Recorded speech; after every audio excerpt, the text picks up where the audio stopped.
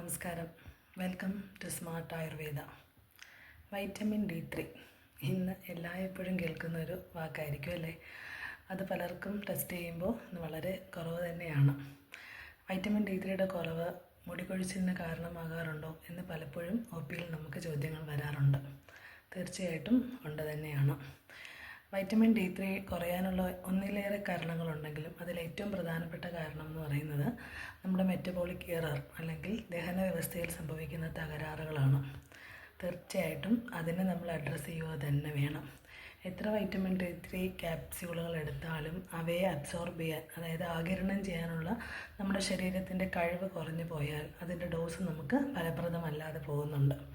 അതുകൊണ്ട് തന്നെ vitamin D3 ഗുളികകൾ എടുക്കുന്നതിന് മുമ്പ് കൃത്യമായിട്ടും നമ്മുടെ ദഹന വ്യവസ്ഥയെ ശക്തിപ്പെടുത്തുന്ന മരുന്നുകൾ എടുത്തതിന് ശേഷം മാത്രം ഈ മരുന്നുകളുടെ കൃത്യമായ ഡോസുകളിലേക്ക് പോകുന്നതായിരിക്കും നല്ലത്.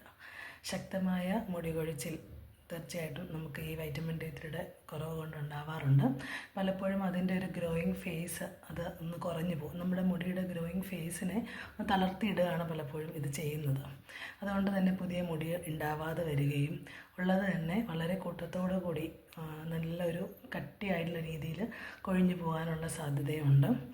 വൈറ്റമിൻ D3യുടെ കുറവ് കാരണം ഇമ്മ്യൂണോ ഡെഫിഷ്യൻസി, രോഗപ്രതിരോധ ശേഷി നശിക്കുന്നു. അത് പലതരത്തിലുള്ള രോഗപ്രതിരോധ ശേഷി കുറയുന്നത് കൊണ്ടുള്ള ഹെയർ ലോസിനും രണ്ടാമത്തെ ഘട്ടത്തിൽ കാരണമാകുന്നുണ്ട്. പിന്നെ ഞാൻ നേരത്തെ പറഞ്ഞ പോലെ തന്നെ വൈറ്റമിൻ D3യുടെ ഡെഫിഷ്യൻസി മാലബ്സോർപ്ഷൻ കൊണ്ടുണ്ടാകുന്നു, മെറ്റബോളിക് എറർ ആണെന്ന് പറഞ്ഞതുപോലെ തന്നെ ഏറ്റവും പ്രധാനപ്പെട്ട ഒരു മെറ്റബോളിക് എറർ, അതായത് ദഹന വ്യവസ്ഥയെ സംബന്ധിക്കുന്ന പ്രശ്നം സ്ത്രീകളിലുള്ളത് ഇപ്പോൾ PMOS എന്ന പേര് മാറ്റി വന്ന PCOS ആണ്.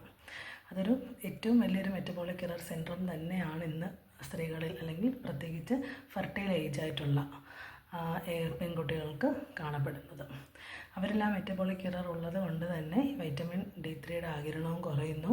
അതുമൂലം ഈ ആൻഡ്രോജനിക് അലോപേഷ്യ, അതായത് നമ്മുടെ തലയുടെ മുകൾ ഭാഗത്ത് നെറ്റിയോട് ചേർന്ന് കുറച്ച് മേൽഭാഗത്തോട് ചേർന്ന് ആണുങ്ങൾക്ക് കഷണ്ടി വരുന്നത് പോലുള്ള രീതിയിലുള്ള ഹെയർ ലോസിനും സാധ്യതയുണ്ട്.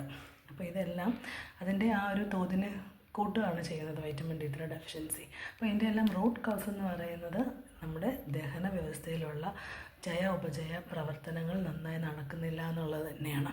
അപ്പോൾ എല്ലാത്തിൻ്റെയും റൂട്ട് കോസ് ഒന്നിലോട്ട് പോകുമ്പോൾ നമ്മൾ ശ്രദ്ധിക്കേണ്ടത് നമ്മൾ കഴിക്കുന്ന ആഹാരത്തിൻ്റെ അളവ്, കഴിക്കുന്ന സമയം, കഴിക്കുന്ന രീതി, ഇതെല്ലാം അബ്സോർബ് ചെയ്യാനുള്ള കഴിവ് നമ്മുടെ ശരീരത്തിനുണ്ടോ എന്നുള്ള തിരിച്ചറിവ്, അതിനെ കറക്റ്റ് ചെയ്യാനുള്ള മെഷേഴ്സ് എടുക്കാം.